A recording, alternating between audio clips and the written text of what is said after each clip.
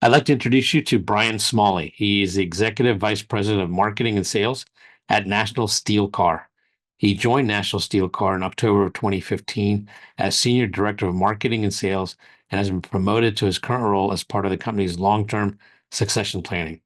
As Executive Vice President of Marketing and Sales, Smalley is responsible for the marketing, sales, and leasing of rail cars in the U.S. and Mexico. He oversees a team that has contributed to the continued growth of National Steel Cars customer base and provided operational excellence, resulting in the overall success of the company. Prior to joining National Steel Car, Smalley served as a United States Marine for over 15 years, earning the rank of captain. Welcome, Brian. I look forward to talking to you. Welcome. I look forward to it. So, if you don't mind, let's start at the very beginning. And what are the aha moments you've had that put you on the journey to one, become a Marine, and then two, get into the railroad industry?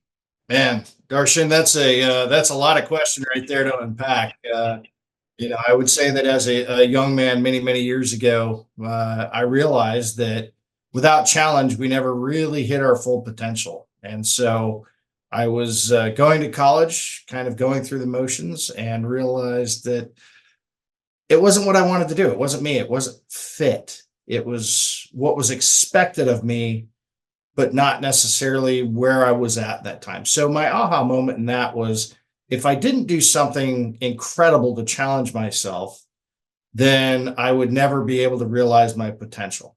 Joining the Marine Corps Infantry was probably a little bit of a stretch and not necessarily what people think about when they consider challenging themselves. It wasn't climbing a mountain or traveling but I knew that I needed to have something that pushed me beyond what I thought I could do. So that was my aha was, if I don't do something, then I'm going to be forever in a loop and a pattern that won't allow me to realize my potential. Yeah, it's interesting. Oftentimes we talk on the show with guests, and we talked about the difference between thriving and surviving. And I think that's what you're talking about, right? You wanted to thrive, but you also did something that many people have a challenge doing, and that is going against what's comfortable. You wanted to actually challenge yourself. Do you recall what made you really want to do that? Quite frankly, no.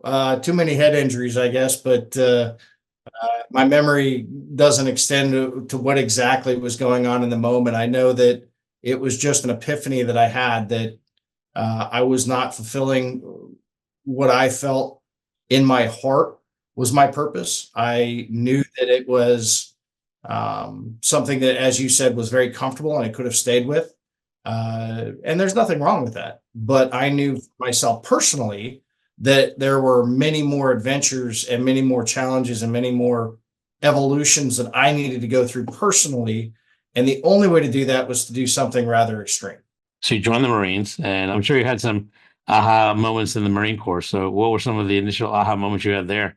The Marine Corps was a very formative time in my life. And I think when I realized that the discipline that they instill, the development of discipline leads you to freedom in a sense. Everybody talks about the Marine Corps as being the most strict, as being the most focused. The term that is often used is, Marines are more cultish in a way because if you drive around anywhere in America, you're going to see Marine Corps stickers.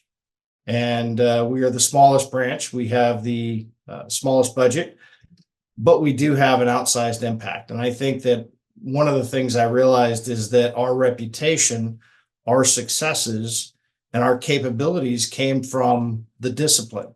Because when you're 18, 19, 20 years old, when you're that young, that immature, you have a tendency of not recognizing the elements for what they are. So what I mean that is, you see discipline as, oh, they just want to yell at me. They just want to control me. But what they were in reality doing was instilling this sense of self-discipline that came later. And with self-discipline, you can have a lot of freedom because you're not so tied up with minutia.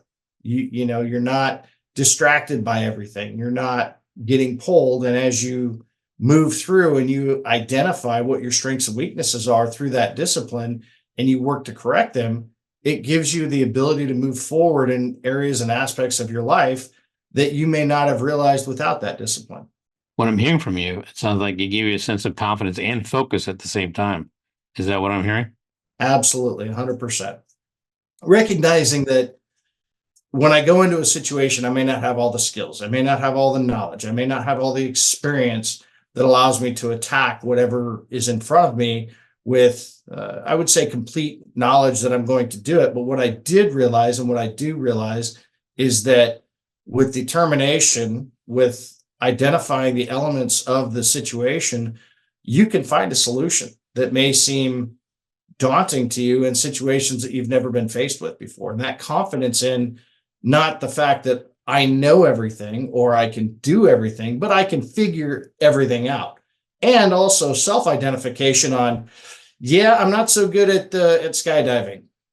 I'm not so good at swimming in the ocean, without fearing for a shark or something like that. There are limitations that you come with confidence that you don't feel are weaknesses. You just recognize that not everybody is designed for everything. So it sounds like, yeah, it's also a bit of learning how to be critical thinking and knowing that there's always a way to solve a problem. You just got to put your mind to it and figure it out. And how has that helped you throughout the rest of your career after that? One of the biggest things I have tried to develop is stepping back and removing emotion from a situation, because I think a lot of people don't see a solution because they're so wrapped up in how they feel about a situation or a particular instance in time. And so they don't try to understand the issue.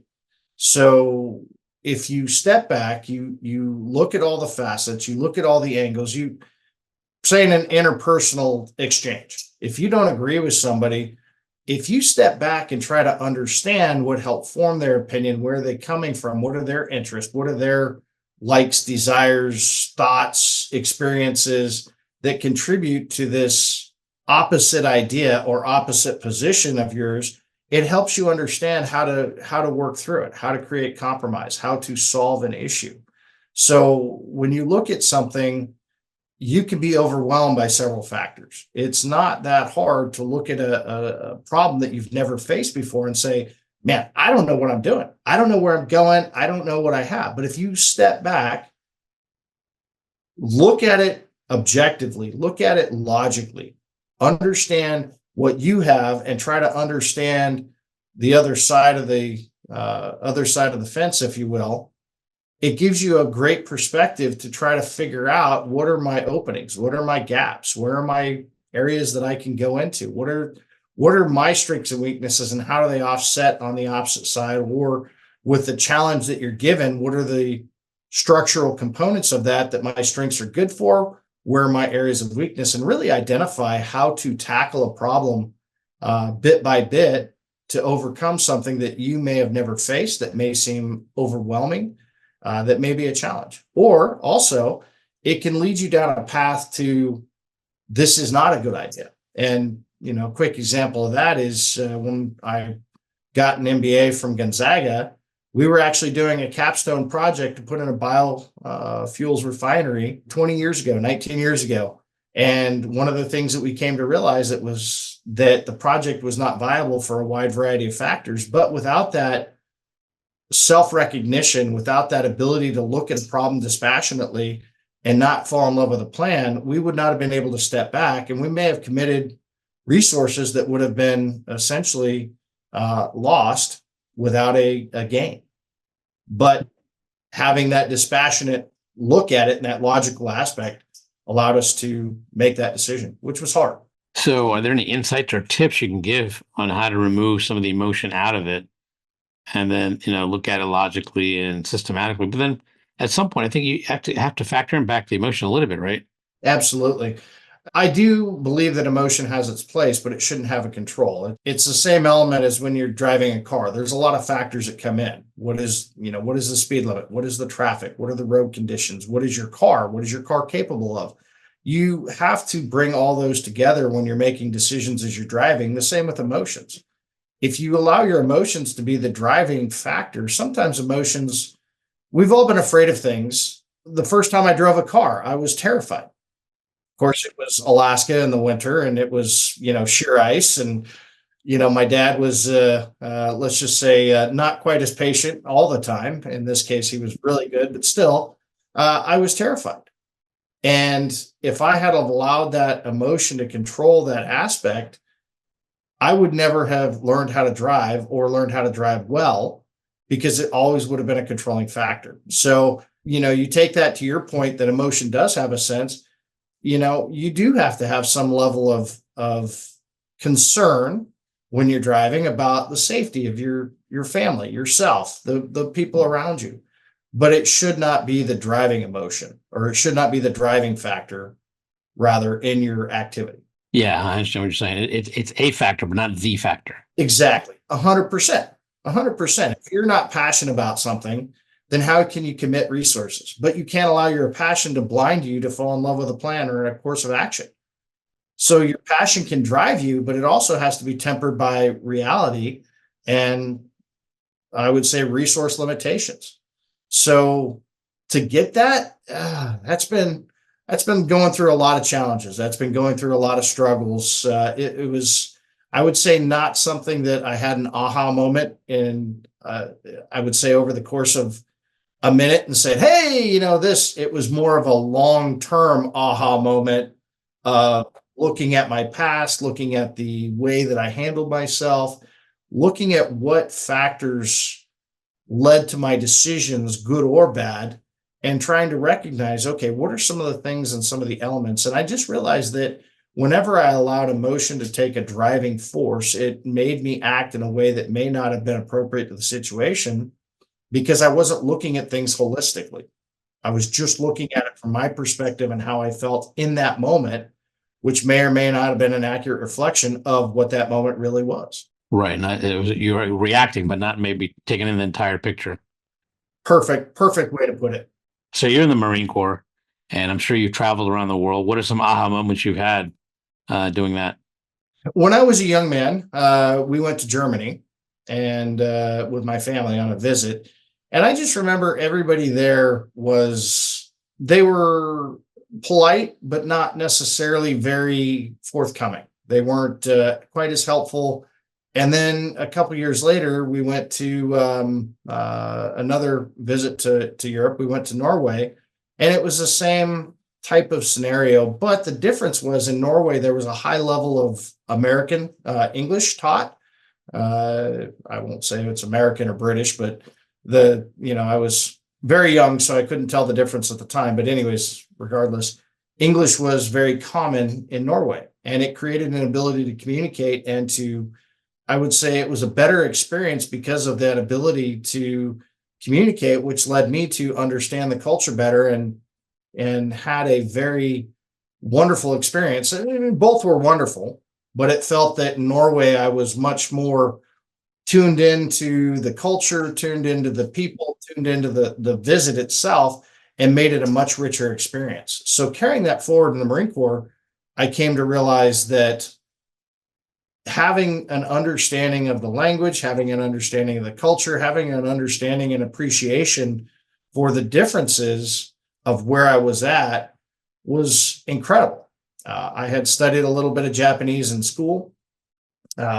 Languages became something of interest to me when I was young and carried that through. So when I was in the Marine Corps, I deployed to Japan a couple of times, and it made for a richer experience. I was able to communicate at a very, very basic level, but I could see the appreciation that people had. There wasn't this, I don't know if this is the best word for it, but this arrogance that, I can come to your country without having some sort of respect for it. It was hey, look, this guy's trying to speak Japanese. This guy's, he's showing appreciation. He understands some of the smaller nuances of the culture. And that was really taken well and created opportunities for me that I would say other people didn't have because they didn't try to adapt or carry that on. And that's something I've used throughout my life. My wife and I went to Europe. We went to Italy, and Spanish is spoken in my house. I don't do it very well, but it is a very common language in my house. And Prior to going, we studied Italian, which we found a lot of similarities between the two. So when we went to Italy, we were able to navigate Rome with a much better, I would say, understanding of what was going on, how things were happening. There's a lot of people in Rome. There's a lot of Americans in Rome, and it just seemed that some of the experiences that we heard or saw didn't quite have as much richness and fullness that we were able to get because we could interact with some of the people there, and there was appreciation for it. So Yeah, I think you bring up a good point. A lot of times people think when they travel, they have to be able to speak the language perfectly. And that's not necessarily the case. I think more than anything, if you just make the attempt and they see that you're trying to, they'll then help you. And more than anything, they appreciate it. And you're right, it does open up a lot more, a lot of other experiences that you wouldn't have had otherwise. So after the Marine Corps, you go into the railroad industry. What's the aha moment that led you into the railroad industry? I would say that my aha moment was when I came out of the Marine Corps. I had a perception of sales that was a very metric based used car salesman approach. And when I first came out, I tried to go into operations. The problem was there was not a strong fit for me in many operations where I was happy and they were happy. When you come out and you're going into operations with a company, you need to understand the company. I'm not saying that it was incorrect for people to look at me and go, you need to start at the base, because rightly so, I need to learn the company. I need to learn the people, the culture, the activities that go on. And I was assuming that because of my experience as a Marine, operations, planning, execution, leadership, I thought these skills would translate directly over. What I found is that there was often times where there were so many nuances that if you don't start at the bottom, that you're not going to be able to successfully manage at the top. And the self-realization was I had a much higher expectation than reality, and I needed to broaden my horizons. I had been an officer recruiter, an officer selection officer. The last few years I was in the Marine Corps, and sales was a large part of what we did. It was a different type of sales. It was recruiting, but it was still, you have a pipeline, you have discovery, you have objections, you have features, you have benefits. A lot of the same elements for sales is recruiting. You are identifying opportunities, identifying what can fit those opportunities, and trying to ensure that you communicate that across and understand the situation. So my aha moment was that sales doesn't have to be purely transactional. And it doesn't have to have such a stigma that some people may have, that it's all this metric based. You have to make 100 cold calls a day to get 10 good hits.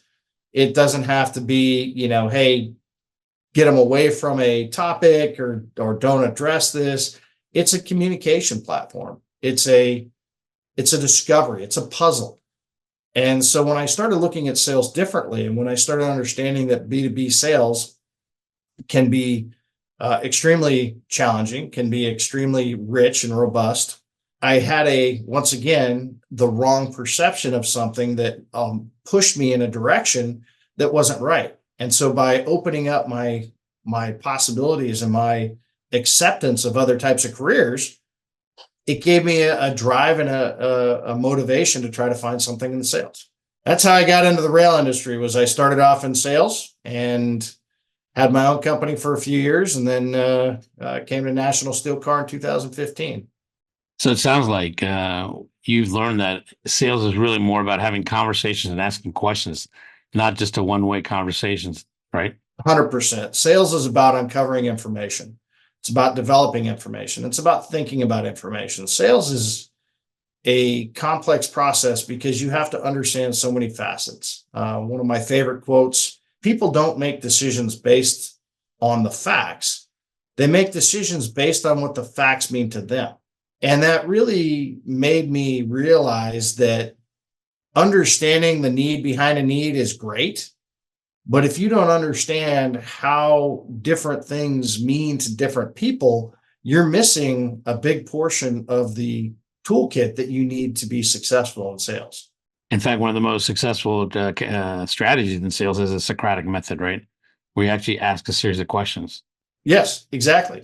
Ask questions, listen to the answers, and not just listen to the answers, listen to the tone behind the answers, listen to the body language, listen to the atmosphere in the room, listen to how they look at other members of their team or how they're looking at you when you ask a question. Look at the method of answering, the pace. I mean, it's, asking questions and uncovering information is an incredible art. There's a science to it, but there's also an art. Oh, absolutely. Picking up on nuance, picking up on tone, picking up on all these things can be very critical to a successful sales career.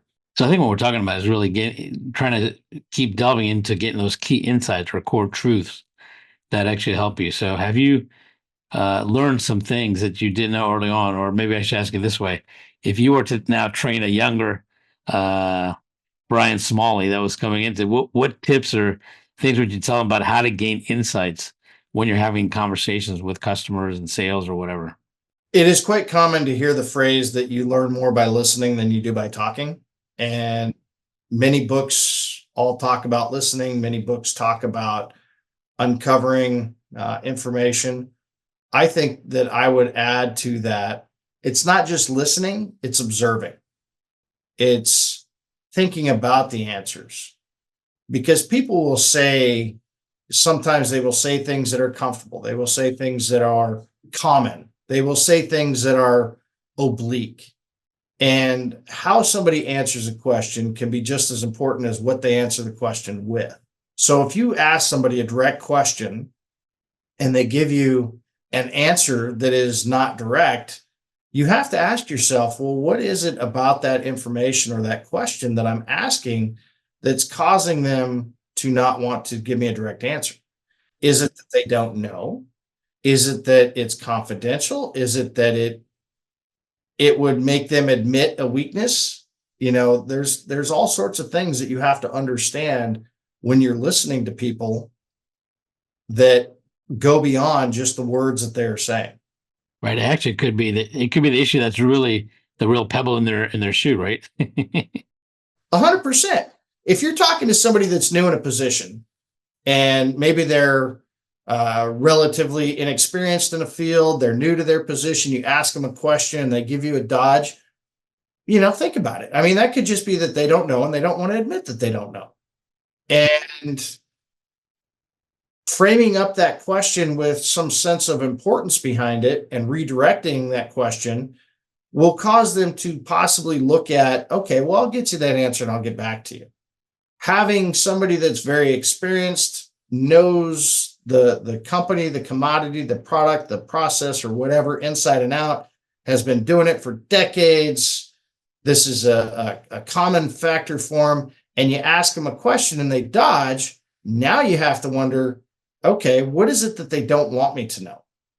Or why is it that they don't want me to know? But having a knowledge, that full perception of the picture of who you're meeting with, what you're trying to accomplish, what they're trying to accomplish, what things are important to them, having all of that knowledge before you go into a meeting is critical to understanding what are some of the reasons behind the answers that will allow you to know if you should dig in, if you should back off, if you should find another angle, ask the question differently, give some sort of a reason behind it to validate the purpose of the question. So that's what I would tell my younger self is don't just listen, but observe and have knowledge and try to develop as much knowledge as you can so that when you get an answer, you're understanding a lot of the different elements that make up that answer, especially in sales. If you think about a lot of times when you have these conversations, whether it's sales or market research, whatever, people aren't really maybe even thinking about what you want to talk about. But as you talk to them and they start thinking more and more about it, that's when you start getting into the deeper kernels that are in their subconscious, because that's ultimately where you're trying to go to find out what they think, feel, and observe and listen to all of that, and then have a better 360 perspective of what's really going on. Correct? Oh, 100%. And if you don't have their trust, you're not going to get there. If And you that don't then the art of developing trust is having that conversation. Correct? You have to share. You have to be open. You have to be honest. If you don't know, you have to say, I don't know. You may not want to say it directly, but you can say it. You have to be able to admit weakness. You have to be able to show some commonality with whoever you're talking to. You have to develop that playing field to where they're comfortable enough to give you the full picture because they're going to understand you, how you're going to use it, and what your methods and intents are without having that level of trust, that level of relationship, that level of personal relationship. You're only going to get the 30-second elevator speech. You're only going to get what they would put on a website. You're only going to get what they would send in a general announcement. You're not going to get that depth, that kernel, as you said, those deep kernels of information, because they don't want to give it to you because they don't trust you. They don't know you. That's part of it. Sometimes they don't really know until they start talking about it. I mean, it's there, but they haven't had a need to articulate it, and that's actually what you're trying to do is get them to somehow articulate it, whether it's physically or verbally, or somehow be able to articulate that kernel. And then that's where I think you're correct. It's a combination of listening, but also observing, and that's a big part of it. And insights are not just one factor; it's multiple factors put together to give you the total picture. So then you're in the railroad industry. What are some aha moments you've had now working in transportation and dealing with, I'm sure, mostly bigger organizations that are looking much more into the future than probably most other products and things, correct? Absolutely. Rail cars are they're a high value, long life asset. Without diving too much into the specifics of it, you're talking units. One rail car is anywhere from, call it 100,000 to 150,000 dollars US. And people don't order five of them. They order 150. I mean, yes, there are smaller orders, but typically your order pattern is 150 to 200 cars. So you're talking a very high dollar asset, or very high dollar transactions. They're 50-year assets, and they're not necessarily the core of many of my customers' business. My customers, they make chemicals, they provide grain, they ship commodities. They don't have rail as a core of their company, even though logistics is critical to everything. I think it was, I can't remember the exact quote from Sun Tzu, but it was, tactics win battles, but logistics win wars.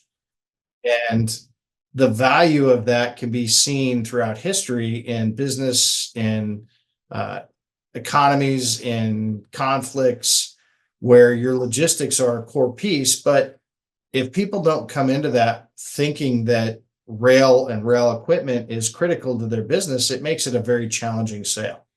So I would say some of the aha moments I had were understanding the different drivers that people have, realizing that just because I have a more efficient rail car doesn't necessarily mean that that's important to somebody. Just because I have and I'll give you, one example, leaving the names out for everybody's confidentiality. But I had one customer that every time I walked in, he told me cheap, cheap, cheap. He goes, cheap, cheap, cheap, Brian. It's all I care about. And then I'd come back and, we wouldn't get the deal. And I'd come back 6 or 12 months later and he'd be complaining about this quality issue and that quality issue and the new cars that he was building. And I'd look at him and I go, hey man, what about cheap, cheap, cheap? He's like, just stop. It was all in good fun. We were good friends. What I came to realize is that he had to get board approval, and his company was based in Asia. So the understanding of rail logistics was not something that was common for the companies in Asia. They know a lot of the cargo goes by a vessel, or their delivery is to the US in a container. They don't understand, at least his company didn't understand the challenges and nuances of rail shipping. So all they cared about was, what is my total cost to purchase the asset? And with rail cars, it's, we manufacture them in Canada. Our peers, most of our peers, about 70% of rail is manufactured down in Mexico.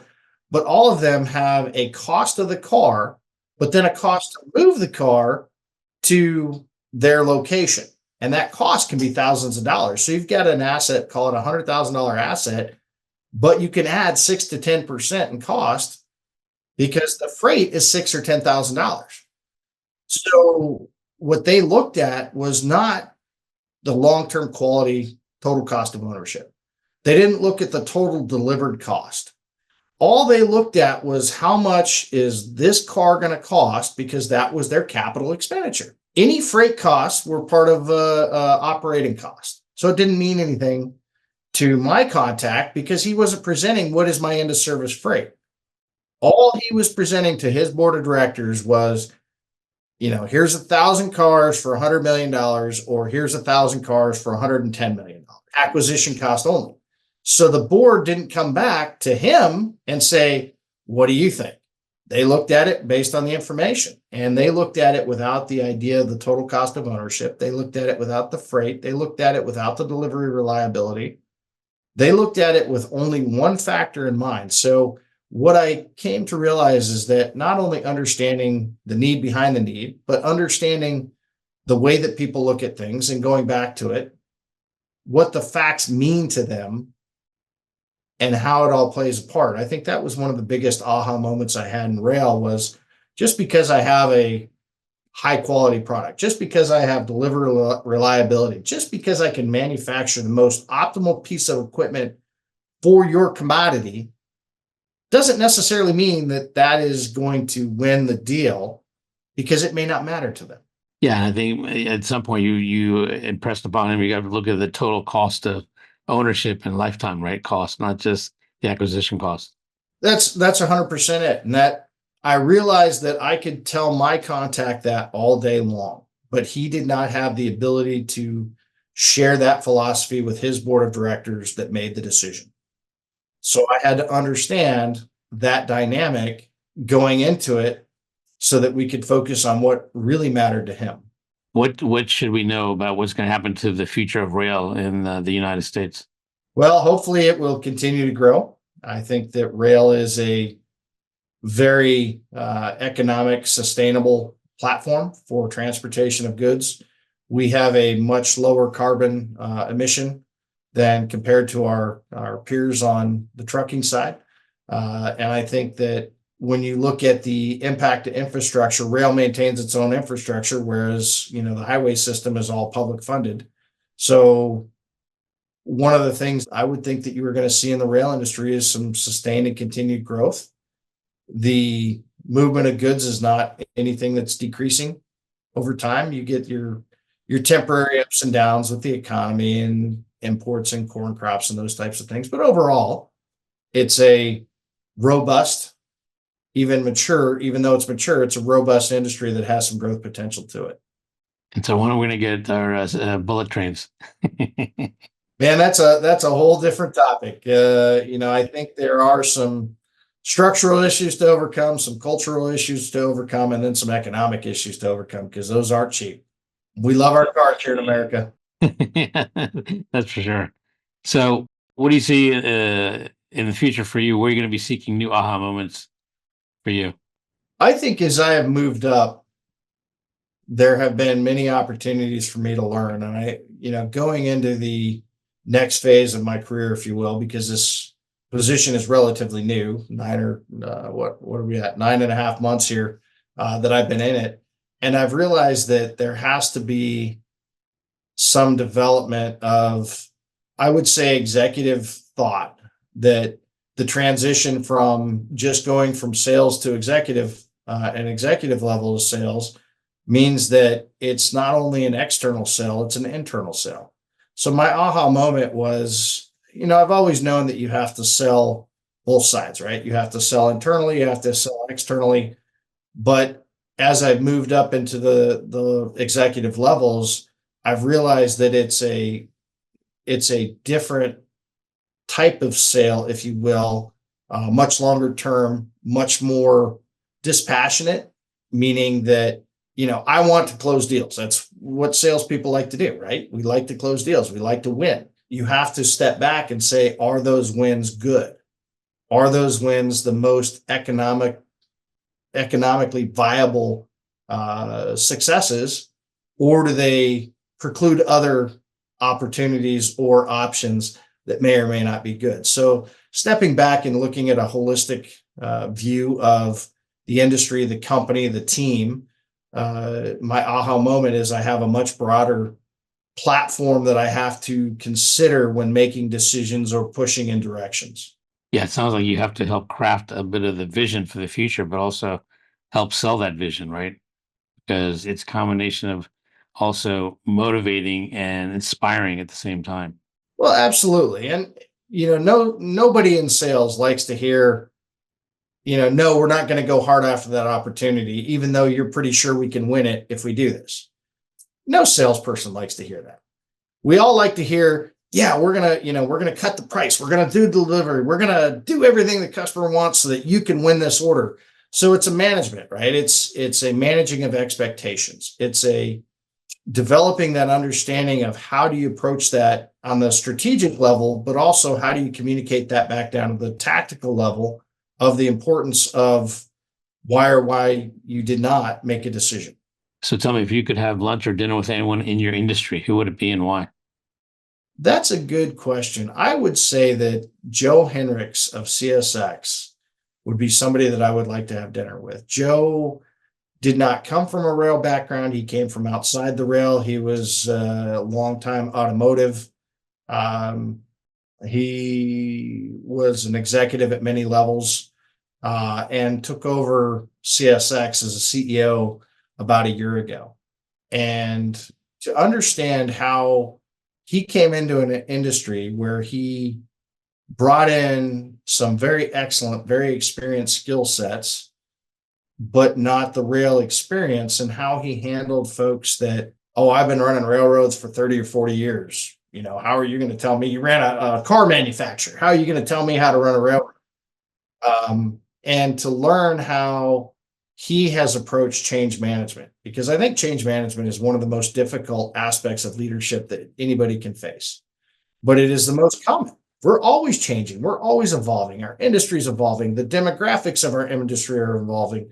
The internal processes have to evolve. The equipment evolve. Everything is evolving. So everything requires change management. And he has done a very good job of doing that in an industry which is not known for change. We're still shipping rail cars on the same, the common story in the rail industry is that in America, we put our rail in because to a gauge, a certain width of the track, because we use the engineers from England. They had all the tools and the dies because they put the rail tracks in England based on the width of the wagon ruts in the roads. Well, the wagon ruts in the roads were from the chariots, the Roman chariots. So the Roman chariots were designed with the width of 2 horses in mind.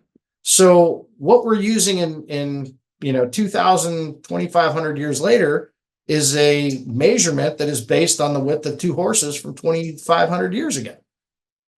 And if you carry that out further, it's the space shuttle actually had elements of it that were designed to be lifted by rail. So they were designed because of the width of 2 horses' butts from 2,500 years ago. So he came into an industry that has I would say, not a natural inclination to change and grow for very fundamental reasons, for cultural reasons, for a wide variety of things. And he has enacted a lot of change. He has approached things very differently, but he has also managed to gain the support internally from folks that may normally have an attitude of, I've been doing this for 30 years. Why should I do it? So having dinner with Joe, understanding what that paradigm looks like, how he approached it, how he has been able to keep things moving in the same direction, and quite frankly, manage the frustration that I'm sure comes with that type of change management. Because every time you meet him, every time you see him, every LinkedIn picture, every newscast, whatever, he's happy, he's smiling, he's not got that grim, fierce, everything for him seems to be a joy. And so I'm just interested in how he was able to do that, how he maintains that positivity, and what some of the insights that he has on managing change within this industry are like, or just managing change in general. That's interesting. Sounds like he might be a good guest for the podcast. He may be. I don't know his time, but well, listen, Brian, thank you very much. It's been a pleasure talking to you. I appreciate the insights and the stories from how you gained knowledge and aha moments through your Marine Corps experience and how it translated to you professionally. I found it quite interesting. So thank you very much. I really appreciate the opportunity. Thank you. Getting to AHA was brought to you by iResearch.